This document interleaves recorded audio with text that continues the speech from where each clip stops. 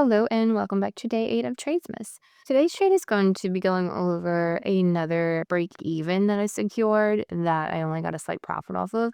We've had a couple of these in a row now, and I'm hoping you can see in the trend because in real life, when this was happening, NASDAQ was in consolidation. You can see that in my description here if you're reading along with it, but this is going to be a NASDAQ 100 trade that you'll see on the 5-minute time frame. And the retest happens a little bit later in the move. We'll go over that in just a second. It rejects off a 1-hour zone. And I did secure it at a 1 arm because you'll see it is against trend, which is a rule for me. And I do manually close this at a 0.47 reward because it rejects off a 1-hour zone. And I did want to keep more profit. I state in the description that NAS 100 is stuck in consolidation this week, and it's been very frustrating to trade, and there were a lot of slight profits being taken. I was being more cautious while in consolidation. And then the other thing that I am just mentioning is that I set the high and low alerts for the overall area of consolidation that it had been in, and that I was pretty much just done for the day because it had been getting frustrating to trade.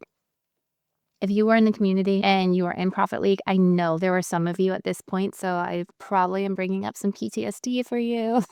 They know that there was a week Jordan Profit League for all of the NASDAQ traders where it was very frustrating to keep trading through this consolidation.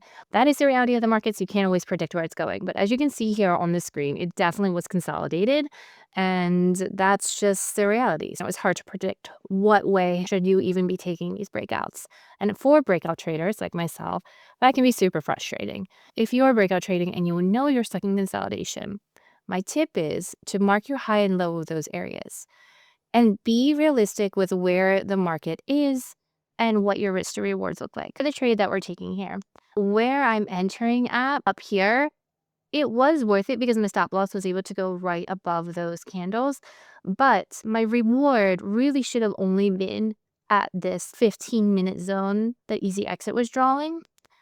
This is a pretty heavy area for support for us.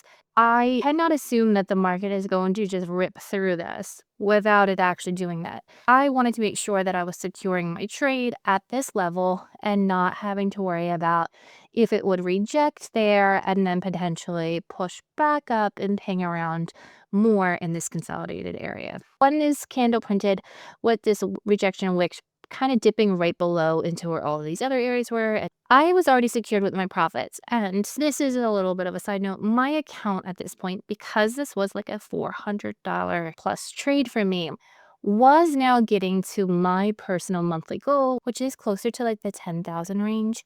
Because of that 473 mark, I did now hit my 10,000 goal for the month.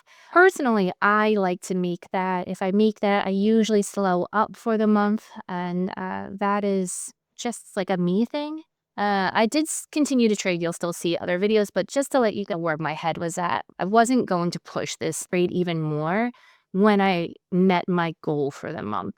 And that's kind of just how that works for me usually. Like, I'll continue to trade, but I will be more cautious with how much I'm willing to risk or what I'm willing to potentially lose at that point because I've met my goal. I don't want to give the money back to the market. That's not fun to do. I was taking my 473 and I was being done for the day. I was not trying to be greedy and push the market beyond a known level of price action when it just may not get there. And I also wanted to secure the money and get myself to my 10K goal. So that is what this trade looked like. That was actually a good call because as you can see, the market actually does come back up. If I had just moved it to break even and only secured a little bit of a lower profit, I would have made less than 400 and it would have hit that. Taking the 0.47, that was in this case the better call to do.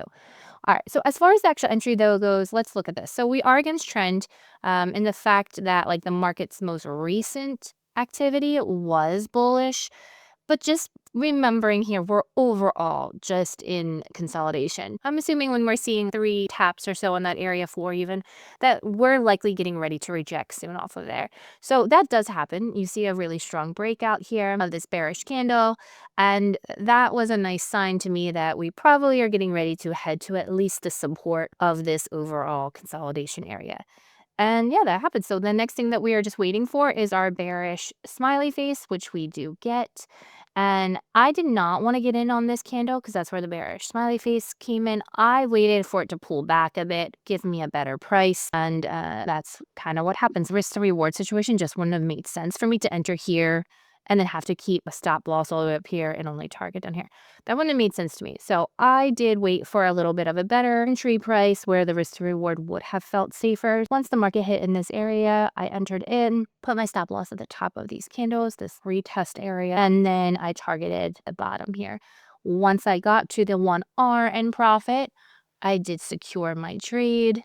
And then I decided, once I saw that rejection wick down here, that I was just going to close it out because, as I already stated, that 400 made a difference as far as getting me to my 10K goal for the month. That is it for this day, and I will see you guys back tomorrow.